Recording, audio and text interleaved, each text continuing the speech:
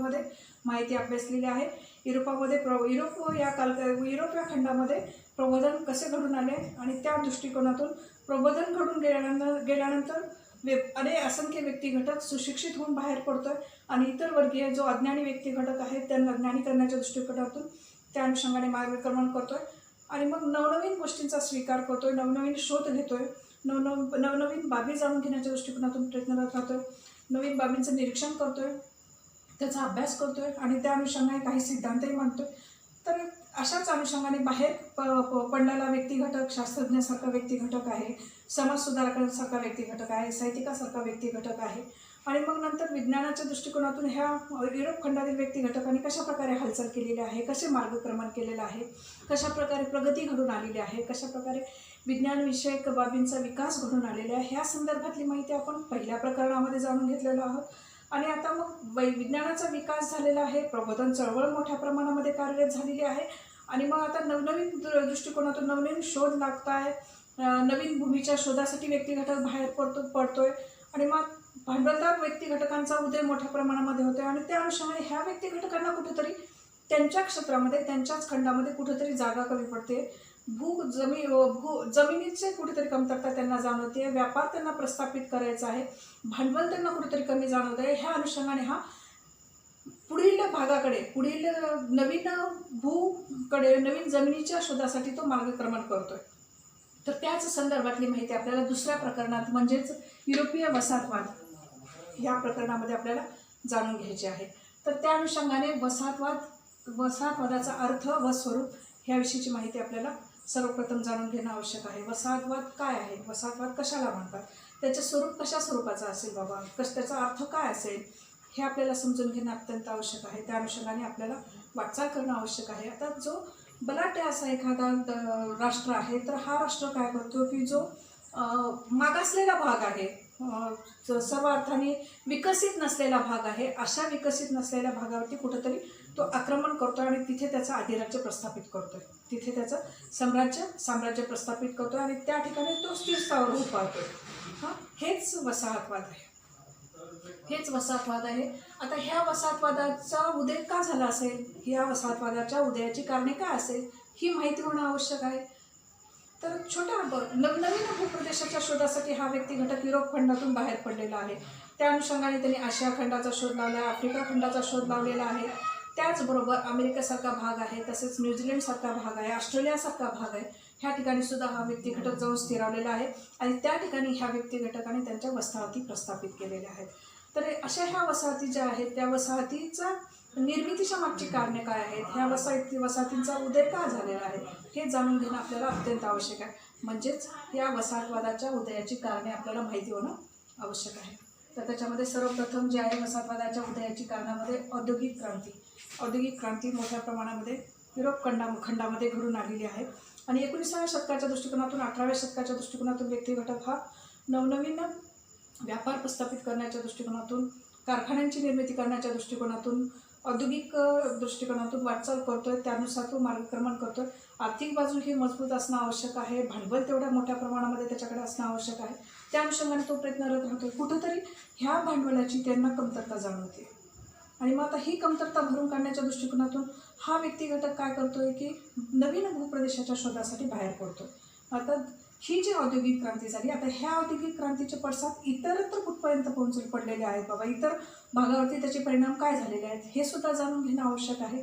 पण आता ही औद्योगिक क्रांती घडून आलेली असल्यामुळे मोठ्या प्रमाणामध्ये औद्योगिक क्रांतीसुद्धा वसाहतवादाच्या उदयाला कारणीभूत आहे।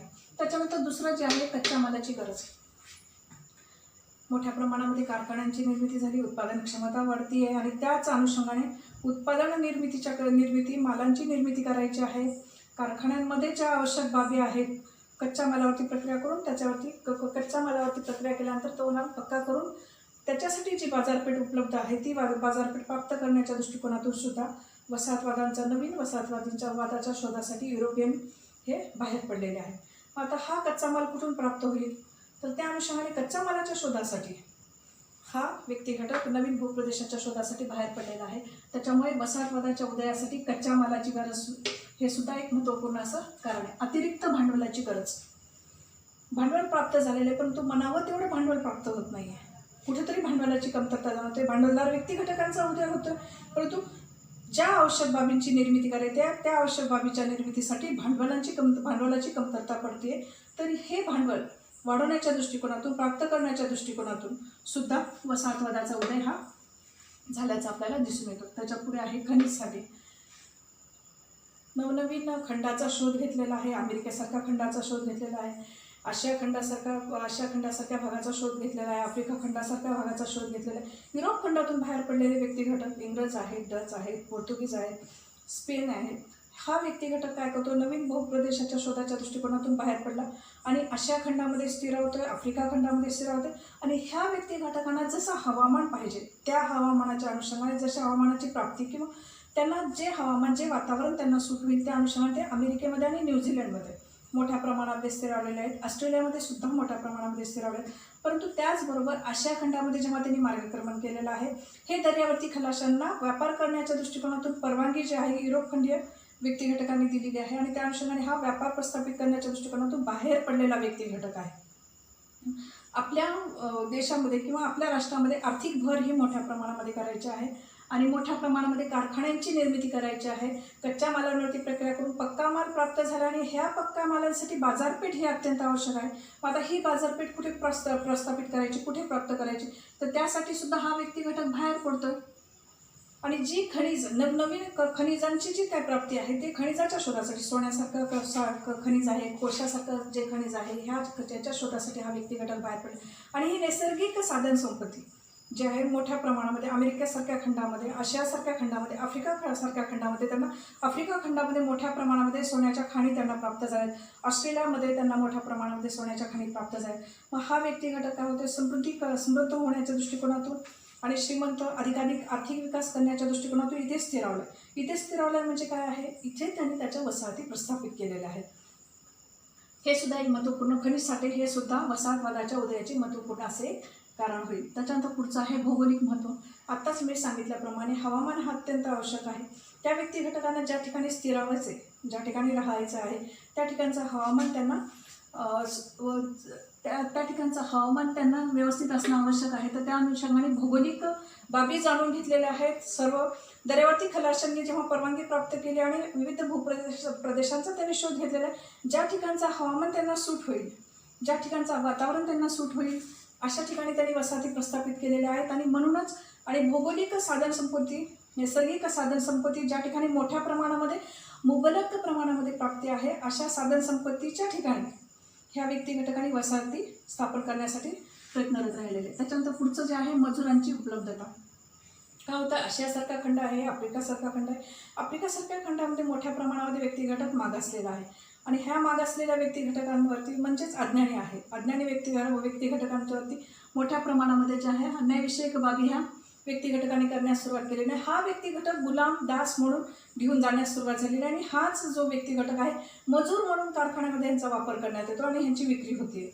तर त्या अनुषंगाने ह्या सुद्धा बाबी वसाहतवादाच्या उदयासाठी महत्त्वपूर्ण अशा कारणीभूत ठरतात. त्याच्यानंतर पुढचं जे आहे वंशश्रेष्ठत्वाची कल्पना. काळा गोरा, उच्च नीच ह्याच्या दृष्टिकोनातून आपल्याला विचार करायचा आहे की बाबा आम्ही म्हणजे श्रेष्ठ, आम्ही म्हणजेच महत्त्वपूर्ण आहे, आम्ही म्हणजेच ज्ञानी आहे. ह्या अनुषंगाने हा व्यक्ती घटक आमचाच धर्म जो आहे तो सर्वश्रेष्ठ आहे. ख्रिश्चन धर्माचा जो आहे प्रसार करण्याच्या दृष्टिकोनातून सुद्धा हे व्यक्ती घटकांनी वाटचाल केलेली आहे आणि त्यांच्या धर्माचं श्रेष्ठत्व कुठेतरी सिद्ध करण्याच्या दृष्टिकोनातून हा व्यक्ती घटक प्रयत्नरत राहिलेला आहे. वसाहतवादाच्या उदयासाठी सगळ्यात शेवटचं जे आहे महत्त्वपूर्ण जे कारण आहे वंशश्रेष्ठत्वाची कल्पना. आता एक आपण अनुभवलेलं आहे की एवढी एकंदरीत उदयाची कारणे जी एकंदरीत 7 आहेत. आता ह्या वसाहतवादाचा उदय झालेला आहे, परंतु ह्या वसाहतवादाचे पडसाद कुठपर्यंत पडलेले आहेत, ह्या वसाहतवादाचे परिणाम काय आहेत हे जाणून घेणं आवश्यक आहे. फक्त आर्थिक, सामाजिक, राजकीय बाबींवरती, औद्योगिक बाबींवरती याचा परिणाम किंवा याचे पडसाद उमटलेले नसून व्यक्ती घटकाच्या मानसिकतेवरती सुद्धा याचे पडसाद उमटलेले आहेत. मानसिकतेवरती सुद्धा याचे परिणाम झालेले आहेत. कारण का वंशश्रेष्ठत्व म्हटल्यानंतर मोठ्या प्रमाणामध्ये मानसिकतेचा याच्यामध्ये समावेशीकरण होतं आणि कुठेतरी मानसिक विकासाला तडा हा इथे गेल्याचा आपल्याला दिसून येतो. आर्थिक बाबीला, राजकीय बाबीला, सामाजिक बाबीला तडा गेलेला आपल्याला दिसूनच येतो. परंतु मानसिकता सुद्धा कुठेतरी व्यक्ती घटकांची ढासळून जाते. कारण का हा व्यक्ती घटक त्याचं श्रेष्ठत्व काय होते इथे येऊन सिद्ध करतोय आणि आम्ही म्हणजे श्रेष्ठ, आमचा धर्म म्हणजे श्रेष्ठ, इतर धर्म जे आहे तर तो श्रेष्ठ नाही आहे, तर ह्या अनुषंगाने तो भेदभाव करतोय, वंश श्रेष्ठत्वाची भूमिका तो बजावतोय. म्हणून कुठेतरी मानसिक तणाव, मानसिक खच्चीकरण सुद्धा ह्या वसाहतवादामुळे ज्या त्या खंडामध्ये त्यांनी मार्गक्रमण केलेलं आहे त्या खंडातील व्यक्तिघटकांच्या मानसिकतेवरती परिणाम आपल्याला झाल्याचं दिसून येतं. वसाहतवाद प्रस्थापित केलेला जो भाग आहे, ज्या भागामध्ये एक उदाहरणादाखल बघायला गेलं तर आशिया खंडामधील भारत हा देश, आपल्या ह्या देशामध्ये युरोपियनांनी मोठ्या प्रमाणामध्ये वसाहती प्रस्थापित केल्या आहेत. वसाहती प्रस्थापित केल्यात म्हणजे काय, तो इथे स्थिरावलेला आहे. फक्त सर्वप्रथम तो व्यक्तिघटक जो आहे व्यापार करण्याच्या दृष्टिकोनातून इथे मार्गक्रमण करतो, इथं स्थिरावतोय आणि छानशी अशा जागेच शोधासाठी हा आलेला आहे आणि त्या अनुषंगाने तो इथे वसाहती प्रस्थापित करतो. वसाहती प्रस्थापित केल्यानंतर तो सभोवतालच्या वातावरणाचा अनुभव घेतोय, अभ्यास करतो, निरीक्षण करतो आणि त्या अनुषंगाने आपण इथे स्थिर राहू शकतो का ह्या बाबीसाठी तो प्रयत्नरत राहतोय. आणि मग प्रयत्नरत राहिल्यानंतर तो पुढे स्थिर राहण्याच्या दृष्टिकोनातून, विकासाच्या दृष्टिकोनातून, प्रगती करण्याच्या दृष्टिकोनातून हा भाग आपल्यासाठी योग्य आहे का बाबा, तर त्या अनुषंगाने तो प्रयत्नरत राहिला. सभोवतालच्या भागाचा त्यांनी अभ्यास केलेला आहे आणि इथे स्थिरावलेला आहे आणि इथे त्यांनी त्यांची वसाहती प्रस्थापित केली आहे. त्याच्यामध्ये इंग्रज आहे, त्याच्यामध्ये पोर्तुगीज आहे, त्याच्यामध्ये डच आहे. हा व्यक्तिघटक मोठ्या प्रमाणामध्ये भारतामध्ये मार्गक्रमण करून इथे त्यांनी त्यांच्या वसाहती प्रस्थापित केलेल्या आहेत. मला ह्याचे पडसाद इथल्या व्यक्तिघटकांवरती मोठ्या प्रमाणामध्ये पडल्याचे आपल्याला दिसून येत आहे. वसाहतवादाचे परिणाम सर्वप्रथम जे आहे तर ज्या ठिकाणी ह्या समृद्ध प्रगतिशील व्यक्तिघटकांनी, राष्ट्रांनी ज्या ठिकाणी आपले वसाहती प्रस्थापित केलेला आहे, ज्या ठिकाणी ते स्थिरावलेले आहे, ज्या ठिकाणी त्यांनी त्यांचा व्यापार प्रस्थापित केलेला आहे, त्या ठिकाणच्या व्यक्तिघटकांचे मोठ्या प्रमाणामध्ये आर्थिक शोषण करण्यास त्यांनी सुरुवात केलेली आहे. त्याच्यानंतर पुढचं आहे स्थानिक लोक दारिद्र्य. आर्थिक शोषण झालं म्हणजेच काय होतं, ऑटोमॅटिकली तिथे जो मूळ स्थिरावलेला जो व्यक्तिघटक आहे तो दारिद्र्य रेषेच्या खाईमध्ये कुठेतरी धकलला जातोय. त्याच्यानंतर पुढचं जे आहे स्वातंत्र्यावरती आक्रमण. स्वतंत्र स्वैराचार संचार करणाऱ्या व्यक्तिघटकांना कुठंतरी त्यांच्या स्वातंत्र्यावरती आळा किंवा बंधन आल्याचं त्यांना निदर्शनास आलेलं आहे. हे सुद्धा महत्त्वपूर्ण असं वसाहतवादाचा परिणाम आपल्याला सांगता येईल. त्याच्यानंतरचं राजकीय जागृती. चांगलेही काही बाबी ज्या आहेत चांगल्या दृष्टिकोनातून सुद्धा वसाहतवादाचे परिणाम काही चांगलेही झालेले आहेत, आपल्याला तेही दिसून येते की हा जो व्यक्तिघटक आहे खूप चिरकालापर्यंत मागासलेला राहिलेला नाही आहे किंवा चिरकालापर्यंत अज्ञानी राहिलेला नाही आहे.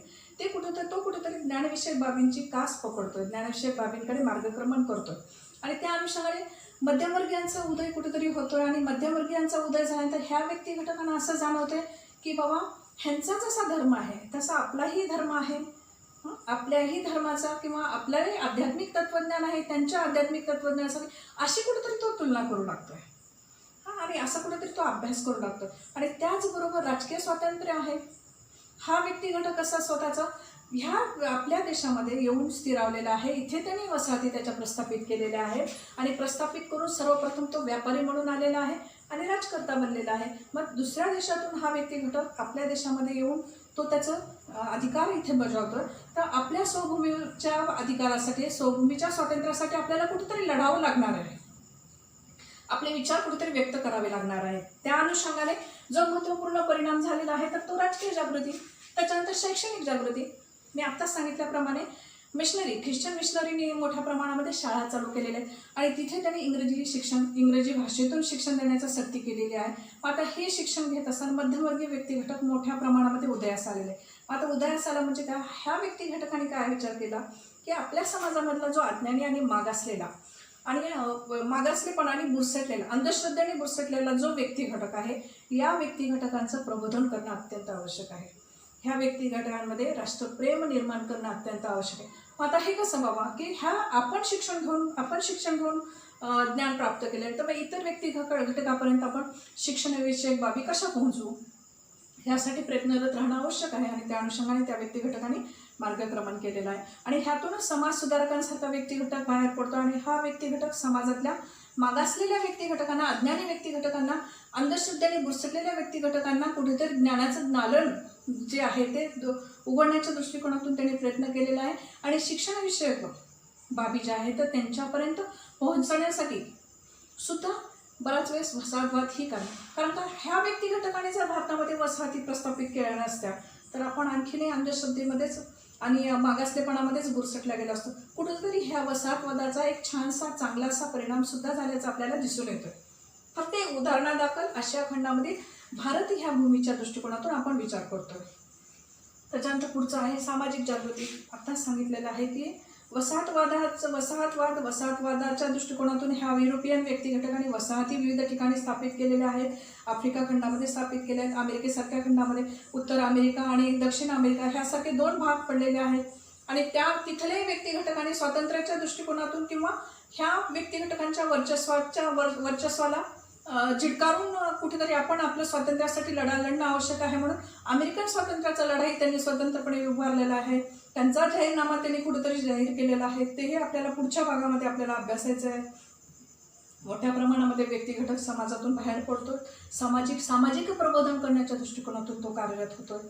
समाज हा प्रगती जोपर्यंत, कारण काय समाजाची प्रगती ही समाजाच्या प्रगतीवरती आपल्या राष्ट्राची प्रगती ही अवलंबून असते. सामाजिक विकास चांगल्या प्रमाणे झाला, तसंच सामाजिक विकासाने छानसे टप्पे जर गाठले तर आपल्या राष्ट्राचा विकास होण्यासाठी फारसा कालावधी लागणार नाही. त्याच्यानंतर पुढचं आहे आर्थिक जागृती. तिसरा व्यक्ती येऊन आपल्या मातृभूमीवरती वर्चस्व प्रस्थापित करतोय, वसाहती स्थापित करतोय, व्यापार प्रस्थापित करतोय आणि त्यांना छानसा असा आपल्या भारतासारखा आशिया खंडातलं एक उदाहरण बघायला गेलं तर भारतासारखा देश त्यांना प्राप्त झालाय. आणि येथील व्यक्तिघटकांचा अज्ञानीपणाचा, मागासलेपणाचा, अंधश्रद्धेपणाचा त्यांनी पुरेपूर फायदा उचललेला आणि इथे ते स्थिरावलेले आहेत.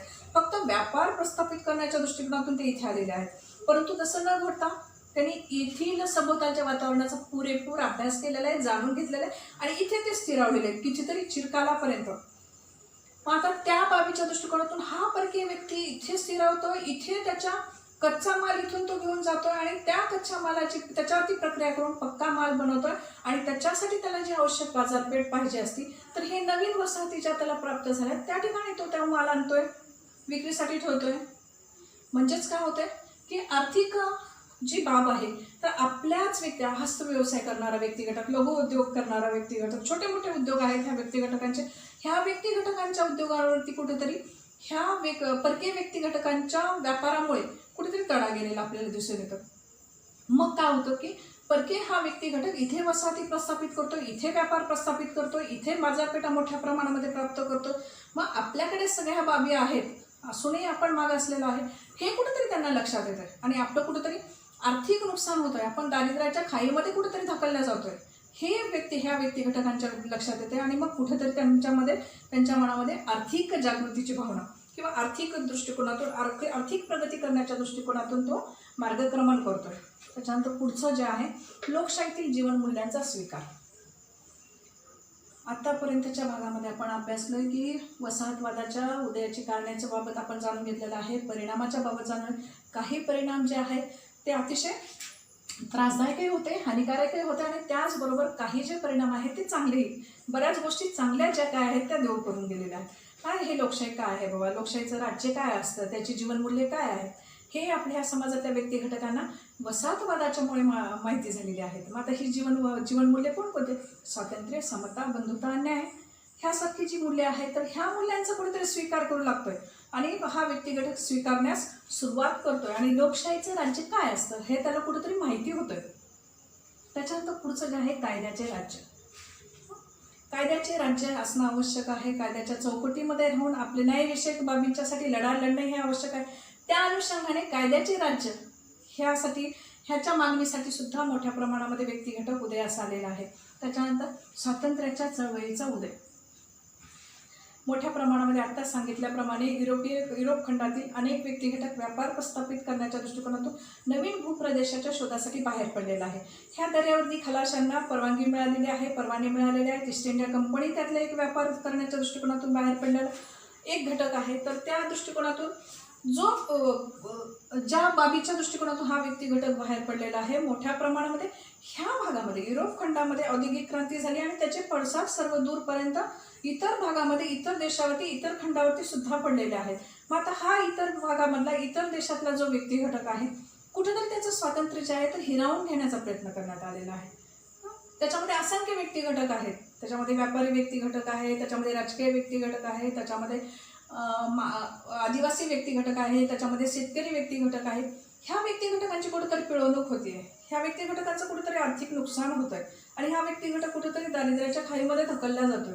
ह्यातून त्यांना बाहेर पडणं आवश्यक आहे आणि त्यासाठी सर्वप्रथम त्यांनी जो मार्ग स्वीकारला तो शिक्षणविषयक बाबीचा मार्ग स्वीकारला आणि शिक्षण प्राप्त केलेलं आहे, शिक्षण विषयक बाबी प्राप्त केलेल्या आहे, त्याचा अंगीकार केला, स्वीकार केला आणि त्याच्यामुळेच या व्यक्ती घटकांना लोकशाहीची जीवनमूल्य ही माहिती झाली आहे आणि कायद्याचे राज्य असणं आवश्यक आहे. हे आपल्या न्याय्य हक्कासाठी आपल्याला लढायचं आहे तर त्याच्यासाठी कायद्याचे राज्य हे असणं अत्यंत आवश्यक आहे. त्यासाठी सुद्धा प्रयत्नरत राहणं आवश्यक आहे. म्हणून हा व्यक्ती घटक प्रयत्न करतो आणि मग आता प्रयत्न करत असताना ह्याला कुठेतरी हे लक्षात येते की बाबा आपण कुठेतरी गुलामगिरीचं जीवन जगतोय, दास्यताचं जीवन जगतोय. तिसरा व्यक्ती घटक येऊन आपल्या देशावरती आक्रमण करतो, इथेच स्थिरावतोय आणि आपल्याच मातृभूमीसाठी, आपल्याच मातृभूमीमध्ये आपल्याला आपल्या स्वातंत्र्यासाठी लढावं लागणार आहे.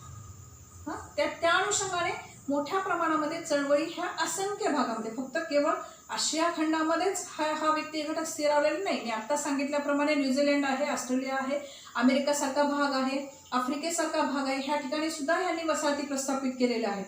आणि मग तो व्यक्ती घटक कुठेतरी जागृत होतोय आणि लढा लढतोय आणि हा लढा त्याला कुठपर्यंत नेऊन पोहोचवायचा आहे हा तो ओळखू शकत नाही, तो सांगू शकत नाही.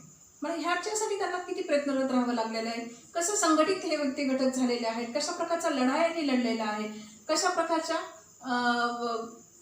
विचारांचा त्यांना सामना करावा लागलेला आहे, कोणकोणत्या विचारांचा अंगीकार करावा लागलेला आहे हे सुद्धा जाणून घेणं आवश्यक आहे. त्या अनुषंगाने मार्गक्रमण करणं सुद्धा आवश्यक आहे. मोठ्या प्रमाणामध्ये आपले स्वातंत्र्य न्यायविषयक बाबीसाठी आपल्याला कुठेतरी लढावं लागणार आहे आणि त्याच्यासाठी स्वातंत्र्य प्राप्त करणं हे आवश्यक आहे. ह्या व्यक्ती घटकांनी परकीय व्यक्ती घटक आपल्या ह्या देशामध्ये येऊन इथे स्थिरावलेला आहे. ह्याला इथून कुठंतरी झिडकारायचं आहे, इथून कुठून तरी ह्याची हकालपट्टी करायची आहे आणि आपल्या मातृभूमीसाठी, राष्ट्रप्रेमासाठी प्रत्येक व्यक्ती घटकामध्ये ह्या मातृभूमीच्या विषयीची जागृती निर्माण करणं आवश्यक आहे. राष्ट्रीय ऐक्याची भावना प्रस्थापित करणं आवश्यक आहे. बंधुभावाची भावना त्यांच्यामध्ये निर्माण करणं आवश्यक आहे. उच्च नीच भेदभाव दूर सारायचा आहे. जातीभेद जे आहे तर त्याचं कुठंतरी निर्मूलन करायचं आहे. अंधश्रद्धेचं निर्मूलन करायचं आहे आणि मग कुठे ह्या व्यक्ती घटकांना जे आहे तर स्वातंत्र्यविषयक बाबींची जाणीव करून द्यायची आहे. आपल्या मातृभूमीला परकीय व्यक्ती घटकाच्या गुलामगिरीतून आपल्याला कुठेतरी मुक्त करायचं आहे. आपल्या स्वातंत्र्यासाठी आपल्याला लढा लढायचा आहे. तर त्यासाठी जेवढ्या भागामध्ये ह्या युरोप खंडातल्या व्यक्ती घटकांनी वसाहती प्रस्थापित केल्या तेवढ्या भागातल्या व्यक्ती घटकांनी स्वभूमीसाठी लढा लढलेला आहे आणि हा स्वभूमीसाठी जो लढा आहे तोच स्वातंत्र्य चळवळीचा लढा आहे. तोच स्वातंत्र्याचा म्हणजेच कुठंतरी वसाहतवादाच्यामुळे मोठ्या प्रमाणामध्ये जो परिणाम घडून आलेला आहे तर तो आहे स्वातंत्र्याच्या चळवळीचा उदय. त्याच्यानंतर पुढच्या भागामध्ये आपण अभ्यासणार आहोत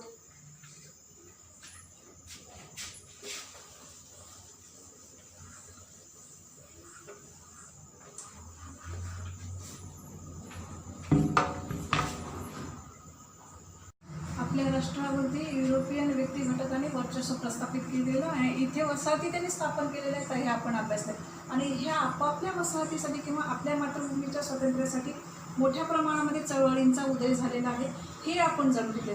आता हे युरोपियन वसाहतवाद जो आहे तर ह्या युरोपियन वसाहतवाद किंवा युरोप खंडातून बाहेर पडलेला व्यक्ती घटक कोणकोणत्या ठिकाणी त्यांच्या वसाहती त्यांनी प्रस्थापित केलेल्या आहेत. त्याच्यामध्ये सर्वप्रथम ज्या बाबीच्या विषयी, ज्या भूप्रदेशाच्या विषयी, ज्या खंडाच्या विषयी आपण माहिती जाणून घेणार आहे ते म्हणजे अमेरिकासारखा.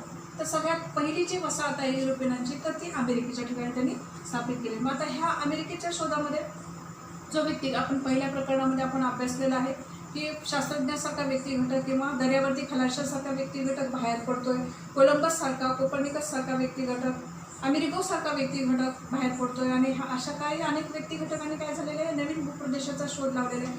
आणि मग ह्या अमेरिकेसारखा जो खंड आहे, अमेरिकेसारखा जो भूखंड आहे, खंड आहे तर ह्या ठिकाणचं हवामान ह्या युरोपियन व्यक्ती घटकांना हुबेहूब किंवा त्यांना सूट होतोय. तर त्या अनुषंगाने हा व्यक्ती घटक काय करतो इथे स्थिरावतोय. आता ह्या युरोप खंडातून बाहेर पडलेला व्यक्ती घटक कोण आहे की त्याच्यामध्ये पोर्तुगीज आहे, त्याच्यामध्ये स्पेन आहे, त्याच्यामध्ये डच आहे, त्याच्यामध्ये ब्रिटिश आहे. काय होतं ह्या व्यक्ती घटकांमध्येच काय होतंय की मोठ्या प्रमाणामध्ये भांडवलदार व्यक्ती घटकांचा उदय जो युरोप खंडामध्ये घडून आलेला आहे. औद्योगिक क्रांतीकडे वाटचाल त्यांनी केलेली आहे आणि त्या अनुषंगाने उत्पादन क्षमता वाढतीये, उत्पादन क्षमतेसाठी मग खर्चही मोठ्या प्रमाणामध्ये वाढतोय. तर मग आता कुठेतरी जो आहे अतिरिक्त जे काही भांडवल आहे ते कुठेतरी गुंतवणं गरजेचं आहे. त्या भांडवलासाठी किंवा जे काही मालांची उपलब्धता होते तो माल कुठेतरी विक्रीसाठी ठेवणं आवश्यक आहे. विक्रीसाठी त्याच्यासाठी बाजारपेठ आवश्यक आहे. म्हणून ह्या नवनवीन वसाहतीच्या शोधासाठी हा व्यक्ती घटक आणि व्यापार प्रस्थापित करायचा आहे, व्यापार त्यांचा वाढवायचा आहे आणि साम्राज्याचा विस्तार करायचा आहे. सर्व दूरपर्यंत साम्राज्य प्रस्थापित करण्याच्या अनुषंगाने हा मार्गक्रमण करतोय, बाहेर पडतोय.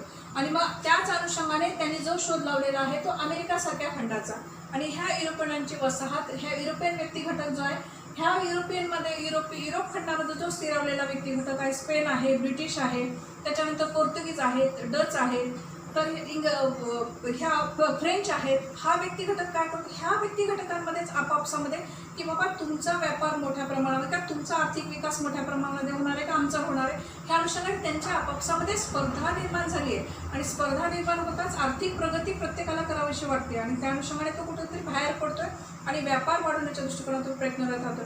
सगळ्यात जास्त कोणाचा माल मोठ्या प्रमाणामध्ये विकला जातोय, कुणाला मोठ्या प्रमाणामध्ये बाजारपेठा प्राप्त होतील, कुणाला मोठ्या प्रमाणामध्ये खनिज साठा प्राप्त होईल.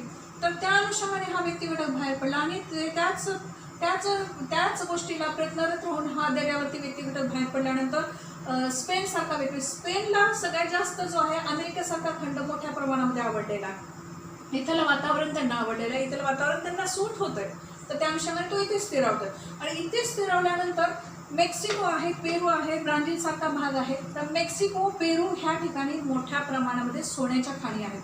आता स्पेनला ह्या खनिज साठ्याकडे स्पेनचं जास्त मोठ्या प्रमाणामध्ये आकर्षण स्पेनला निर्माण झाले आणि तो इथे स्थिरावलेला आहे. बाकीच्या गोष्टीकडे त्यांनी दुर्लक्ष केलेलं आहे. बाकी जे नैसर्गिक साधन संपत्तीच्या दृष्टिकोनातून जे महत्त्वपूर्ण खनिज साठा आहे तर त्या खनिज साठ्याच्याकडे त्यांनी लक्ष वेधवलेलं आहे. मग मोठ्या प्रमाणामध्ये सोन्याचा साठा स्पेनला प्राप्त झाला. आता स्पेनला हा सोन्याचा साठा प्राप्त झाला तर स्पेनने काय केलेलं आहे की हळूहळू अमेरिकेमधल्या दक्षिण अमेरिकेमध्ये स्वतःचं प्रभुत्व त्यांनी निर्माण केलेलं आहे. फ्लोरिडासारखा भाग आहे, व्हेनेझुएलासारखा भाग आहे.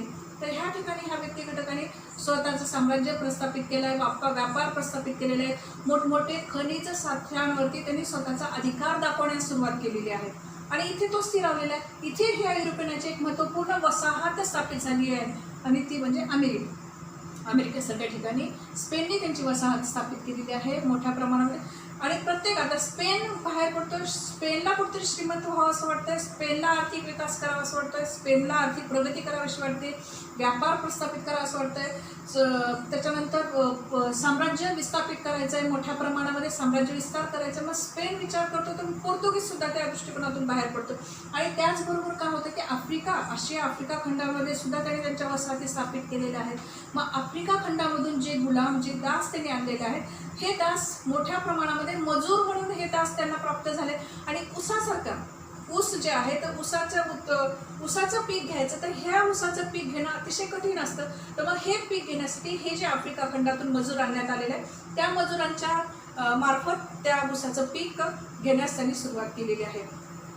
तसेच मोठ्या प्रमाणामध्ये सोन्या चांदीचे, कोळशाचे खाणे साठे त्यांना प्राप्त झाले. त्याच्यामुळे स्पेन हा कुठेतरी इथे त्यांनी वसाहत प्रस्थापित केली आणि इथे तो स्थिरावला. आता स्पेनचं आकर्षण मोठ्या प्रमाणामध्ये ह्या खनिज साठ्याकडे झालेलं आहे. त्यामुळे स्पेन जसं आकर्षित झालेलं आहे त्याचबरोबर युरोप खंडातला इतर जो भाग आहे, पोर्तुगीज आहेत, फ्रेंच आहेत, ब्रिटिश आहेत, डच आहेत, हे सुद्धा कुठेतरी ह्याच्याकडे आकर्षित झालेले आहेत. तर अशा ह्या अमेरिकासारख्या खंडाच्या मध्ये युरोपियनांनी त्यांच्या वसाहती स्थापित केलेल्या आहेत आणि त्यानुसार ह्या अमेरिकन व्यक्ती घटकांनी ज्या वसाहती प्रस्थापित केलेल्या आहेत ह्यांचं स्वातंत्र्य, अमेरिकन व्यक्ती घटकांचं स्वातंत्र्य कुठेतरी ह्या व्यक्ती घटकांनी हिरावून घेतलेलं आहे. ह्या ठिकाणी मोठ्या प्रमाणामध्ये वंश भेदभाव करण्यात आलेला आहे, काळे गोरे भेदभाव मोठ्या प्रमाणामध्ये करण्यात आलेले आहेत आणि ह्या व्यक्ती घटकांचं शोषण मोठ्या प्रमाणामध्ये करण्यात आले. आणि ह्यातूनच अमेरिकेसारख्या खंडातून मोठ्या प्रमाणामध्ये स्वातंत्र्य लढ्यासाठी बाहेर पडणारा, मार्गक्रमण करणारा व्यक्ती घटकांचा कुठेतरी उदय होतोय, कुठेतरी जन्म होतोय.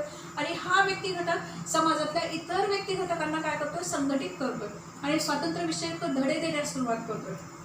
त्याचबरोबर लोकशाहीची जी काही महत्त्वपूर्ण जीवनमूल्य आहेत ह्या व्यक्ती घटकांना, समाजातल्या सगळ्या व्यक्ती घटकांना माहिती होणं आवश्यक आहे. म्हणून अमेरिकेमधील व्यक्ती घटकांनी काय स्वातंत्र्य लढ्यासाठी सर्व दूरपर्यंत सगळ्या व्यक्ती घटकांची मदत, त्याच क्षेत्रातल्या व्यक्ती घटकांची, समाजातल्या सगळ्या व्यक्ती घटकांनी सरसावून त्या व्यक्ती घटकांना स्वातंत्र्य प्राप्तीसाठी मदतीस ते धावून आलेले आहेत. अशा ह्या अमेरिका खंडाच्या विषयीची माहिती आपल्याला अभ्यासायची आहे. आणि पुढील भागामध्ये आपल्याला अमेरिका खंडामध्ये स्वातंत्र्य लढ्यासाठी कोणकोणत्या व्यक्ती घटकांनी प्रयत्न केलेला आहे ह्याबाबत, आणि स्वातंत्र्य लढ्यासाठी कोणकोणते व्यक्ती घटक समोर आलेले आहेत, कशा प्रकारचा स्वातंत्र्य लढा झालेला आहे, स्वातंत्र्य लढ्याचा किंवा स्वातंत्र्याचा जाहीरनामा कसा प्रसिद्ध करण्यात आलेला आहे, कोणी केलेला आहे, ह्या संदर्भातली माहिती आपल्याला जाणून घ्यायची. 13 वसाहती कोणकोणत्या आहेत त्या संदर्भातली सुद्धा माहिती. कॅनडा हा वेगळा का ठेवण्यात आलेला आहे, कॅनडा हा वेगळा का भाग म्हणून निवडण्यात आलेला आहे, दक्षिण अमेरिका, उत्तर अमेरिका असे भाग कसे पडलेले आहेत, 13 वसाहती कशा उदयास आलेल्या आहेत, हे आपल्याला माहिती करून घ्यायचे आहे. आजच्या भागामध्ये आपण इथपर्यंतची माहिती आपण अभ्यासलेलो आहोत.